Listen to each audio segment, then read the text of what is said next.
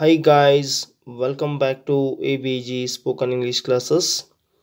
ಇವತ್ತಿನ ಈ ತರಗತಿಯಲ್ಲಿ ನಾವು PUC ಪ್ರಥಮ ವರ್ಷದ ಗ್ರಾಮರ್ ಒಂದು ಅಂಶ ಸಬ್ಜೆಕ್ಟ್ ವರ್ಬ್ ಅಗ್ರಿಮೆಂಟ್ ಈ ಒಂದು ಟಾಪಿಕನ್ನು 4 ಅಂಕ ಅಥವಾ 3 ಅಂಕಕ್ಕೆ ನಿಮಗೆ ಕೇಳ್ತಾರೆ. ಸೊ ಪ್ರಶ್ನೆ ಹೇಗೆ ಬರುತ್ತೆ ಪ್ರಶ್ನೆ ಪತ್ರಿಕೆಯಲ್ಲಿ ಅಂತಂದರೆ choose the correct form of the verb that agrees with the subject ಅಂತ ಕೇಳ್ತಾರೆ. ಸೊ ಇಲ್ಲಿ ಏನು ವಿಷಯ ತುಂಬ ಪ್ರಮುಖವಾಗಿರ್ತಕ್ಕಂಥದ್ದು ಅಂದರೆ ಸಬ್ಜೆಕ್ಟ್, ಅದ್ರ ಜೊತೆಗೆ ಹೊಂದಾಣಿಕೆ ಆಗುವಂತಹ ವರ್ಬ್ಗಳನ್ನು ನಾವು ಇಲ್ಲಿ ಬರಿಬೇಕಾಗತ್ತೆ. ಅದಕ್ಕೆ ನಾವಿಲ್ಲಿ ಅಗ್ರಿಮೆಂಟ್ ಅಂತ ಕರಿತೇವೆ. ಸಬ್ಜೆಕ್ಟ್ ಅಂದರೆ ಏನು, ಯಾವುದಕ್ಕೆ ನಾವು ಸಬ್ಜೆಕ್ಟ್ ಅಂತ ಕರಿತಾ ಇದ್ದೇವೆ? ಇಲ್ಲಿ ನಿಮ್ಗೆ ಗೊತ್ತಿರಬೇಕು, ಪರ್ಸನಲ್ ಪ್ರೊನೌನ್ ಅಂತ ಕರಿತಾ ಇದ್ದೇವೆ. I, we, you,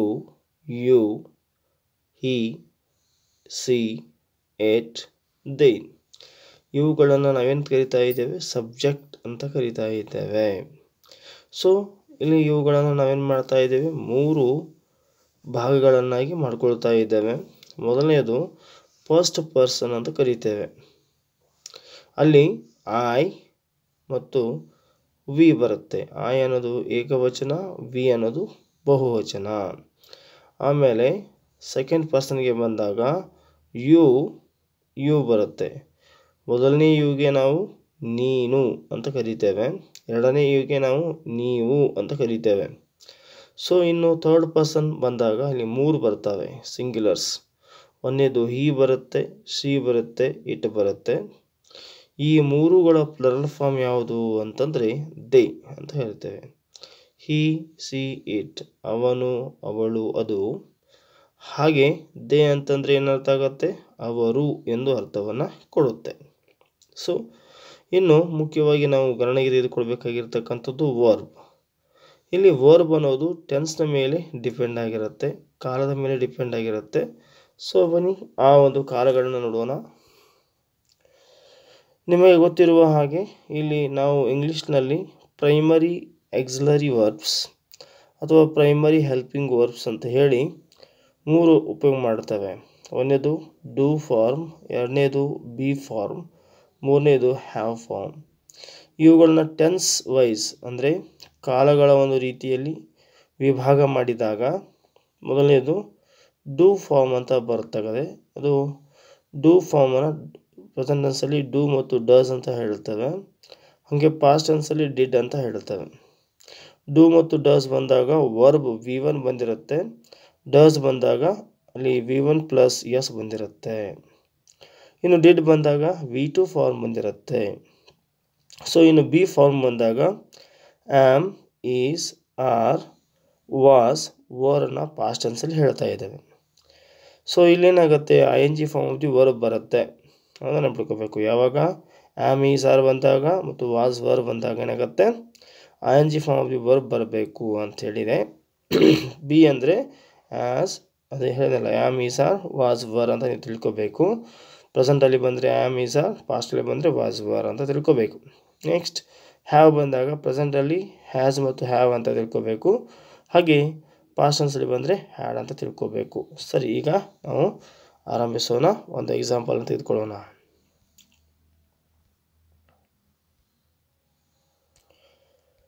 okay dear students, ಇಲ್ಲಿ ನೋಡೋಣ ಮೊದಲನೇ ಎಕ್ಸಾಂಪಲ್. ನೀವು ಇಲ್ಲಿ ಸಬ್ಜೆಕ್ಟ್ ವಿತ್ ಅಗ್ರಿಮೆಂಟ್ ನೋಡಬೇಕಾದ್ರೆ ಸರಿಯಾಗಿ ಏನು ಮಾಡಬೇಕು ಅಂತಂದರೆ ಪ್ಯಾರಾಗ್ರಾಫನ್ನು ಓದ್ಕೋಬೇಕು. ಆ ಪ್ಯಾರಾಗ್ರಾಫನ್ನು ಓದಿದ ನಂತರದಲ್ಲಿ ವಿ ಶುಡ್ ಐಡೆಂಟಿಫೈ ಯಾವುದಾದ್ರೂ ಪಾಸ್ಟ್ ಟೆನ್ಸ್ಗೆ ಅಥವಾ ಪ್ರೆಸೆಂಟ್ ಟೆನ್ಸ್ಗೆ ಸಂಬಂಧಪಟ್ಟಿರ್ತಕ್ಕಂತಹ ಒಂದು ಪದ ಇದೆಯಾ ಅಥವಾ ವರ್ಬ್ ಇದೆಯಾ ಅನ್ನೋದನ್ನು ಖಾತ್ರಿಪಡಿಸ್ಕೋಬೇಕು. ಈಗ ಮುಂದೆ ನೋಡೋಣ. ಒನ್ಸ್ ಅಪಾನ್ ಅ ಟೈಮ್ ಅನ್ನೋದು ಏನನ್ನ ಹೇಳುತ್ತೆ? ಒನ್ಸ್ ಅಪಾನ್ ಅ ಟೈಮ್ ಅಂದರೆ ಒಂದಾನೊಂದು ಕಾಲದಲ್ಲಿ. ಈ ಪದವನ್ನು ಯಾವಾಗ ಬಳಕೆ ಮಾಡ್ತೇವೆ ನಾವು ಅಂತಂದರೆ ಅದು ಪಾಸ್ಟ್ ಟೆನ್ಸ್ನ ಈವೆಂಟನ್ನು ಹೇಳಲಿಕ್ಕೆ ಅಥವಾ ಭೂತಕಾಲದ ಒಂದು ಕ್ರಿಯೆ ನಡೆದಿತ್ತು ಅಂತ ಹೇಳಲಿಕ್ಕೆ ಇದನ್ನು ಯೂಸ್ ಮಾಡೋದ್ರಿಂದ ಈ ಸಂಪೂರ್ಣವಾಗಿರುವಂಥ ಪ್ಯಾರಾಗ್ರಾಫ್ ಏನಾಗಿದೆ? ಪಾಸ್ಟ್ ಟೆನ್ಸ್ಗೆ ಸಂಬಂಧಪಟ್ಟಿದೆ. ಸೊ ಇಲ್ಲಿ ಬರ್ತಕ್ಕಂಥ ಎಲ್ಲ ವರ್ಬ್ಗಳನ್ನ ನೀವು ಪಾಸ್ಟ್ ಟೆನ್ಸ್ಗೆ ಬದಲಾವಣೆ ಮಾಡಬೇಕು. ಹೌದಾ? ನೋಡಿ, ಇಲ್ಲೇನಿದೆ ನೋಡಿ ಅ ಮ್ಯಾನ್ ಅಂತ ಇದೆ. ಅ ಮ್ಯಾನ್ ಅಂದರೆ ಏಕವಚನ ಇದೆ. ಇಲ್ಲಿ ಲೀವ್ ಅಂತ ಇದೆ. ಇದನ್ನ ಏನು ಮಾಡ್ಕೋಬೇಕು ನೀವು ಲೀವ್ಡ್ ಅಂತ ಮಾಡ್ಕೋಬೇಕು. ಇಷ್ಟು ಮಾಡಿದರೆ ಅಲ್ಲಿ ನಿಮಗೆ 1 ಅಂಕ ಸಿಗುತ್ತೆ. ಸೊ ಇನ್ನು ಎರಡನೇದು in a hut at the edge of a forest an elephant ಅಂತ ಇದೆ. ಸೊ ಆ್ಯನ್ ಎಲಿಫೆಂಟ್ ಇದ್ದಾಗ ಇಲ್ಲಿ ಮೇಕ್ ಅಂತ ಇದೆ. ಇದರ V2 ಫಾರ್ಮ್ ಏನಾಗುತ್ತೆ ಪಾಷನ್ಸಲ್ಲಿರೋದ್ರಿಂದ ಇಲ್ಲಿ ಮೇಡ್ ಮಾಡ್ಕೋಬೇಕಾಗತ್ತೆ. ನೀವು ಏನು ಮಾಡ್ಕೋಬೇಕು ಮೇಡನ್ನು ಮಾಡ್ಕೋಬೇಕಾಗತ್ತೆ. ಇನ್ನು friendship with him one day when it be plus raining ಅಂತ ಇದೆ. ಇಟ್ ಅಂತ ಇರೋದ್ರಿಂದ ಇಲ್ಲಿ ಏನು ತೊಗೋಬೇಕು ನೀವು ಬಿ ಪ್ಲಸ್ ರೈನಿಂಗ್ ಇರೋದ್ರಿಂದ ನಿಮ್ಗೆ ಗೊತ್ತಿದೆ ಬಿ ಅಂದರೆ ಏನಪ್ಪ ಅಂತಂದರೆ ಇಲ್ಲಿ ಆ್ಯಮ್ ಈಸ್ ಆರ್ ಅಥವಾ ವಾಸ್ ವರ್ ಅಂತ ಅರ್ಥವನ್ನು ಕೊಡುತ್ತೆ. ಸೊ ಹಾಗಾದರೆ ಇಲ್ಲಿ ಬಿ ಅಂದರೆ ಪಾಸ್ಟೆನ್ಸಲ್ಲಿ ಏನಾಗುತ್ತೆ ಇಟ್ ಮುಂದೆ ಏನು ಬರುತ್ತೆ ಅಂದರೆ ವಾಸ್ ಬರುತ್ತೆ. ಏನು ಬರುತ್ತೆ ವಾಸ್ ಬರುತ್ತೆ. ರೇನ್ ಇದು ಏನಾಗುತ್ತೆ ಅಂದರೆ ರೈನಿಂಗ್ ಅಂತ ಆಗುತ್ತೆ. ಏನಂತ ಆಗುತ್ತೆ ರೀ ರೈನಿಂಗ್ ಅಂತ ಆಗುತ್ತೆ. ಸೊ ಈ ರೀತಿಯಾಗಿ ನೀವು ಬಿಡಿಸಿದ್ರೆ ನಿಮಗೆ 4 ಅಂಕ ಸಿಗುತ್ತೆ. ಸೊ ಮುಂದಿನ ಎಕ್ಸಾಂಪಲ್ ನೋಡೋಣ.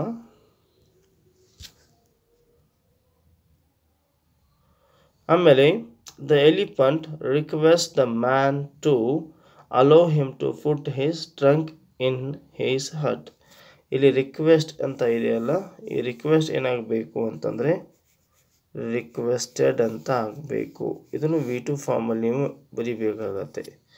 V2 ಫಾರ್ಮಲ್ಲಿ ಬರೆದಾಗ ಏನಾಗುತ್ತೆ ಅದು ಸಂಪೂರ್ಣವಾಗಿರ್ತಕ್ಕಂಥ ಉತ್ತರ ಸರಿಯಾಗಿರುತ್ತೆ. ಸೊ ಇಲ್ಲಿಗೆ ನೀವು 4 ಅಂಕಗಳನ್ನು ಪಡಿತೀರಿ. ಸರಿಯಾಗಿ ಗುರ್ತ ಮಾಡಿಕೊಂಡ್ರೆ 4 ಅಂಕ ಸಿಗುತ್ತೆ. ಇನ್ನು ಎರಡನೇ ಎಕ್ಸಾಂಪಲ್ ನೋಡ್ತಾ ಇದ್ದೇವೆ. The lion was the king of the jungle. ನೋಡಿ ನೀವು ಸರಿಯಾಗಿ ಗುರುತಿಸ್ಕೋಬೇಕು, ಪ್ಯಾರಾಗ್ರಾಫ್ ಸರಿಯಾಗಿ ಓದ್ಕೋಬೇಕು ನೀವು. ಇಲ್ಲಿ ವಾಸ್ ಅಂತ ಇದೆ. ವಾಸ್ ಅಂತ ಬಂದಾಗ ಇಡೀ ಪ್ಯಾರಾಗ್ರಾಫ್ ಎಲ್ಲ ಏನಾಗುತ್ತೆ ಅಂತಂದರೆ ಪಾಸ್ಟ್ ಟೆನ್ಸ್ಗೆ ಸಂಬಂಧಪಡ್ತಾ ಇದೆ ಅಂಥೇಳಿ. ಸೊ ಇಲ್ಲಿ ಬರ್ತಕ್ಕಂಥ ಎಲ್ಲ ಏನು ಮಾಡಬೇಕು ವರ್ಬ್ಗಳನ್ನು ನೀವು ಪಾಸ್ಟ್ ಟೆನ್ಸಲ್ಲೇ ಬರೀತಾ ಹೋಗಬೇಕು ಅಂಥೇಳಿ. ಗೊತ್ತಾಯ್ತಾ? The lion was the king of the jungle. He ಅಂತ ಇದೆ. ಹೀ ಅಂತ ಇರೋದ್ರಿಂದ ಇಲ್ಲಿ ವಾಂಟ್ ಅಂತ ಇದೆ. ಅವಾಗ ಏನು ಮಾಡ್ಕೋಬೇಕು ನೀವು ವಾಂಟ್ ಇದನ್ನು ವಾಂಟೆಡ್ ಅಂತ ಮಾಡ್ಕೋಬೇಕಷ್ಟೆ. ಉತ್ತರ wanted to have peace in his kingdom. So he appoint ಅಂತ ಇದೆ. ಇಲ್ಲಿದೆ ನೋಡಿ. ಇದರ V2 ಫಾರ್ಮನ್ನು ಬರೀಬೇಕು ನೀವು. ಅಪಾಯಿಂಟ್ ಇದೇನಾಗುತ್ತೆ ಅಪಾಯಿಂಟೆಡ್ ಅಂತ ಆಗುತ್ತೆ. V2 ಫಾರ್ಮಲ್ಲಿ ಬರೀಬೇಕು. Of commission of enquiry mister fox B ಅಂತ ಇದೆ. ಇದನ್ನೆಲ್ಲ ಬಿ ಫಾರ್ಮ್ ಅಂದರೆ ಈಸ್ ಆಮ್ ಆರ್ ಅಂತ ಅರ್ಥವನ್ನು ಕೊಡುತ್ತೆ. ಪಾಸ್ಟೆನ್ಸಲ್ಲಿ ವಾಸ್ ವರ್ ಅಂತ ಅರ್ಥವನ್ನು ಕೊಡುತ್ತೆ. ಸೊ ಹಾಗಾದರೆ ಇಲ್ಲಿ ಪಾಸ್ಟೆನ್ಸ್ ಇರೋದ್ರಿಂದ ಏನು ಮಾಡಬೇಕು ಬಿ ಅಂದರೆ ಇಲ್ಲಿ ಏಕವಚನ ಇದೆ. ಅದಕ್ಕೆ ನಾವು ಮಾಡಬೇಕು ಇಲ್ಲಿ ನೀವು ಏನು ಯೂಸ್ ಮಾಡ್ಕೋಬೇಕಾಗತ್ತೆ ವಾಸನ್ನು ಉಪಯೋಗ ಮಾಡ್ಕೋಬೇಕಾಗತ್ತೆ. On seeing the members the man demand ಅಂತ ಇದೆ. ಇದಕ್ಕೆ ನೀವೇನು ಮಾಡಬೇಕು ಇ.ಡಿ ಪ್ರತ್ಯಯವನ್ನು ಹಚ್ಚಬೇಕು. ಏನು ಮಾಡಬೇಕು ಡಿಮ್ಯಾಂಡ್ ಇದೇನಾಗುತ್ತೆ ಡಿಮ್ಯಾಂಡೆಡ್ ಅಂತ ಆಗುತ್ತೆ. ಅರ್ಥ ಆಯ್ತಲ್ಲ? ಸೊ ಇಲ್ಲಿಗೆ ಮತ್ತೆ 4 ಅಂಕಗಳನ್ನ ಬಿಡಿಸಿದ್ವಿ. ಇನ್ನೊಂದು ಎಕ್ಸಾಂಪಲ್ನ ನೋಡೋಣ. Next third one. Once the commission of enquiry ಅಂತ ಇದೆ. sit to take the evidence. The elephant come along with the superior ear. He justify his act of occupying the hut. The man be wait for opportunity to give evidence ಅಂತ ಇದೆ. ಇಲ್ಲಿ ಇದು ಯಾವ ಟೆನ್ಸಲ್ಲಿ ಇದೆ ಅಂತ ಹೆಂಗೆ ಐಡೆಂಟಿಫೈ ಮಾಡೋದು ಅಂತಂದರೆ ಇಲ್ಲಿ ಕೊಟ್ಟಿರ್ತಕ್ಕಂಥ ಸರಿಯಾದಂಥ ವರ್ಡ್ ನೋಡಬೇಕು. ಒನ್ಸ್ ಅಂತ ಇದೆ. ಒನ್ಸ್ ಅಂದರೆ ಒಂದು ಸಾರಿ. ಇದು ಈಗಾಗಲೇ ನಡೆದು ಹೋದ ಘಟನೆ ಇರೋದ್ರಿಂದ ಇದನ್ನು ಸಹಿತ ನಾವು ಪಾಸ್ಟ್ ಟೆನ್ಸಲ್ಲಿ ಬದಲಾವಣೆ ಮಾಡ್ಕೋಬೇಕಾಗತ್ತೆ. ಸೊ ಏನು ಮಾಡ್ಕೊಳ್ಳೋದು ಈಗ ಅಂದರೆ ಸಿಟ್ ಇದರ ಪಾಸ್ಟ್ ಟೆನ್ಸ್ ಏನಾಗುತ್ತೆ ಅಂತಂದರೆ ಸ್ಯಾಟ್ ಅಂತ ಆಗುತ್ತೆ. ಸಿಟ್ಟನ್ನು ನೀವು ಸ್ಯಾಟ್ ಅಂತ ಬರಿಬೇಕು. Once the commission of enquiry sat ಅಂತ ಮಾಡ್ಕೋಬೇಕು. To take the evidence the elephant came ಆಗಬೇಕದು.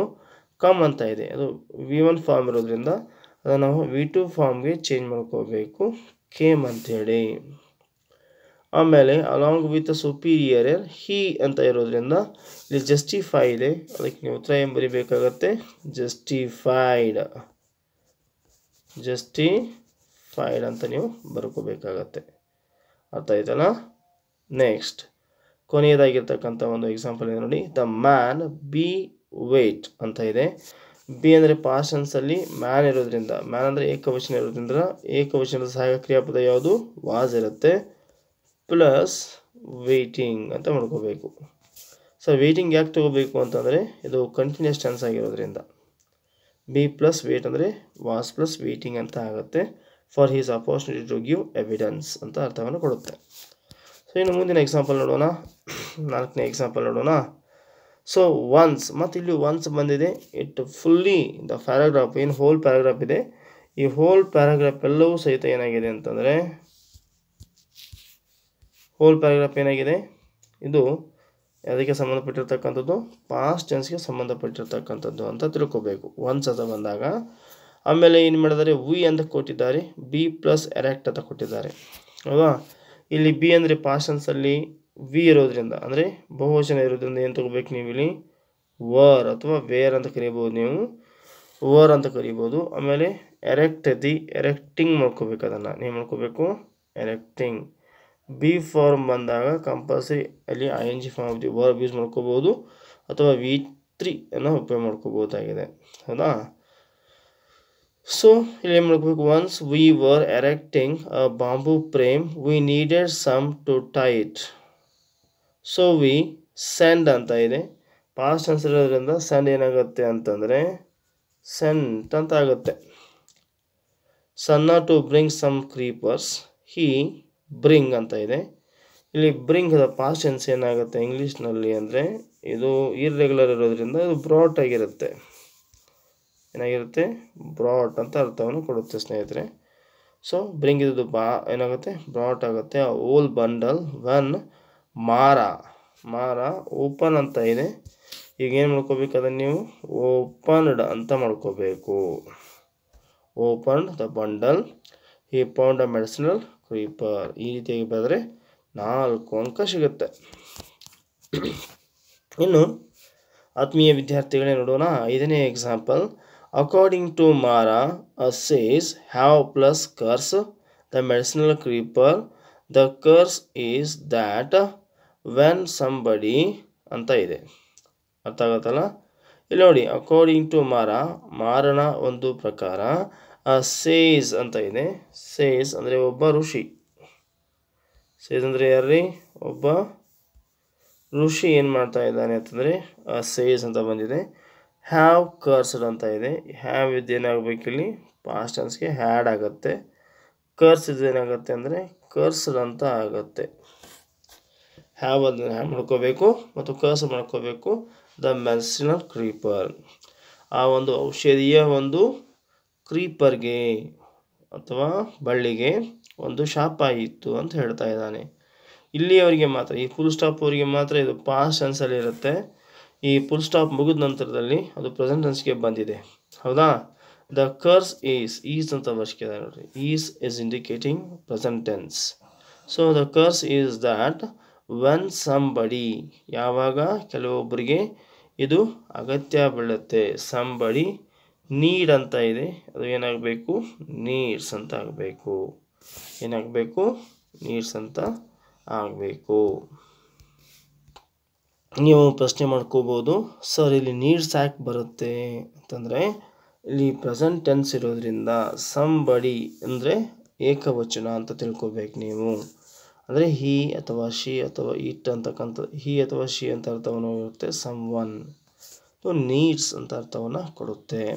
So it they shall plus not plus find ಅಂತ ಇದೆ, ಹಾಗೆ ಬರೆದುಬಿಡಿ. ಶಾಲ್ ನಾಟ್ ಫೈಂಡ್ ಇಟ್ ಅಂತ ಬರೆದುಬಿಡಿ, ಏನು ಸಮಸ್ಯೆ ಇಲ್ಲ. ಆಮೇಲೆ ವೆನ್ ದೇ ಫೈಂಡ್ ಅಂತ ಇದೆ, ವೆನ್ ದೇ ಫೈಂಡ್ ಅಂತಲೇ ಬರೀರಿ, ಏನು ಸಮಸ್ಯೆ ಇಲ್ಲ. ಅವ್ರೇನು ಕೊಟ್ಟಿದ್ದಾರೋ ಅದನ್ನು ಬರೆದುಬಿಟ್ರೆ ನಿಮಗೆ ಅಂಕ ಸಿಕ್ಬಿಡುತ್ತೆ. They find it, they will tie to it nearby tree ಅಂತ ಇದೆ. ಸೊ ನಿಮಗೆ ಅರ್ಥ ಆಗಿದೆ ಅಂತ ಅಂದ್ಕೊಂಡಿದ್ದೇನೆ.